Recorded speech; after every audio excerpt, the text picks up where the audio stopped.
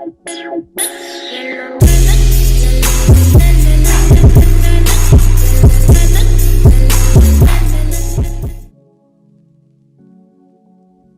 it going, YouTube? It's RJ here, and it's no secret, I really like Miss Kobayashi's Dragon Maid. I own multiple volumes of the manga, including the in-color version. I have the video game, the Bullet Hell one, which is a pain, but I ended up beating it because I really enjoyed the series, and I also opened up an entire case worth of Weiss Schwarz cards just to get a signature one.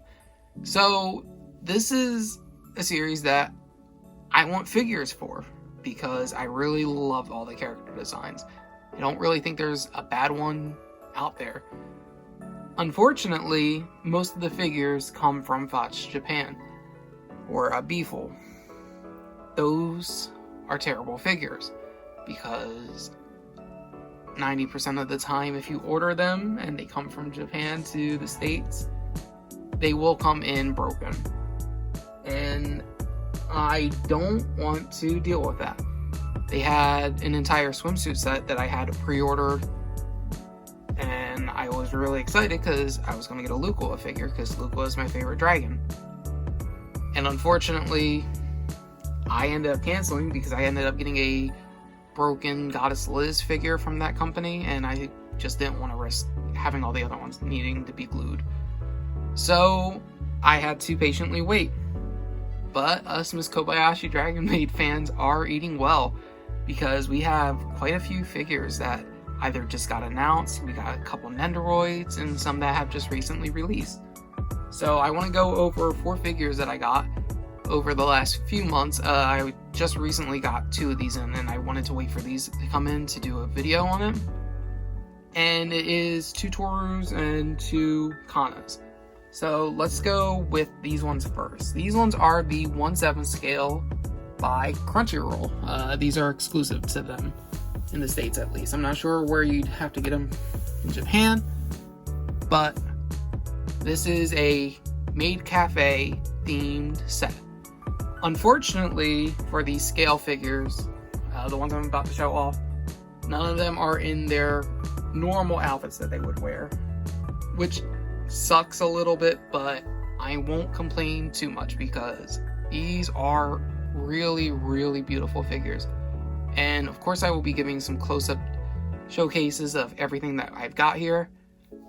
Mine survived Crunchyroll's terrible shipment. I have seen very, very bad stories about them, about Crunchyroll. But mine survived. I don't have any damaged pieces, so everything's good. I'm not sure even how the packaging was, because when it got delivered to my house, they were just taking out the box for me. So I just was like, all right, cool. But these 2, they slot together correctly. You have to buy them separately. But they do, like I said, they do slot together, which is really nice for displaying. The Kana is the one that came into me first. I have my nitpicks about a couple of the figures. My one nitpick for Kana's figure is the table. I don't know why it's leaning already. Like, it's supposed to look like this, because she's slipping over a banana peel, which is really cool detailing. But I don't understand why the table is falling in that direction when she hasn't, like, hit the table. I think it's just to really make it look dynamic, but I don't think it was absolutely necessary. But the Kana figure is really, really cute. So we can get a up-close look of her. The teacup is really cool. Like, I like that effect on it. It doesn't look bad. I just don't understand, like, the dynamics of what's going on. But, I mean, should I be too bothered? Not really. The paintwork on this Kana figure is A+. I really, really, really love this kind of figure. You have to slot in the tail piece, which is fine. It fit in pretty well. You get to see the banana peel that she's slipping on. And all in all, it's a really, really good figure. I absolutely adore this one. I do have the Kana for where she is in her yukata with Cycloa as like a little doll. I forget what the name of it is. I know it starts with a D. It's Duramaka is based off of it, and Darmanitan. But I have that one pre-ordered. It is a re-release. I'm really excited to get that. But I'm happy with this one. I do want her in the original outfit, but if I'm not mistaken, that one is also by Fox, and it's hard to get, and it's hard to get not broken. So unfortunately, I'll have to wait on that. Now we can go look at the Tohru up close. Tohru is also really, really beautiful. The only thing I don't particularly care about is the paintwork on the arms. And for this figure, these two pieces, the menu and the plant, they do not have any place like you slot them in.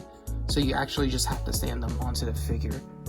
The tights are pretty nicely painted, very well detailed there, especially also inside the apron for the outfit. The shading is done fantastically. It's a really, really good figure. You had to slot in the ponytail piece though, which took me a little bit of effort to figure out which way it's supposed to go. I can't tell if that's dust or if that's paint in there, but oh well. It's a really, really cute figure. I like these a lot. What was I talking about? Oh yeah, paintwork on that part where the X's are. I don't really care for it too much, but I guess that's neither here nor there. If you look at it from afar, it isn't too bad. So everything else, like I said though, is painted, I would like to say, almost perfectly. This is a really, really good figure. If they are still available on Crunchyroll's website, I will link them down below. Obviously, I'm not sponsored by Crunchyroll, but just in case anybody is interested in picking these up, because I think these ones are worth it. I'm also aware that Crunchyroll has an Lulu figure for pre-order, and I have that one also pre-ordered because I want it. I would like to have a lot of Dragon Maid stuff. But yeah, altogether, these two figures are just really, really good, and I don't think you can get one without getting the other. Like, I think because they go as a set, if you do plan on picking up one, I would try to get both of them. Truthfully, it's the best way to do these. But yeah, that is it for the Crunchyroll exclusives. Now let's go talk about the other two Tohru and Kana figures that I got together that also are a pair, but not as much as these ones are. Because these ones don't like slot together. In fact, they just come on these giant plastic bases, and these are Neko dragons. So I'm going to put Tohru here while we adjust the camera setup a little bit, because she is very, very tall. I believe these ones are probably 1/7. If the other ones were if the other ones were 1/7, these ones are probably 1/6, if I'm not mistaken.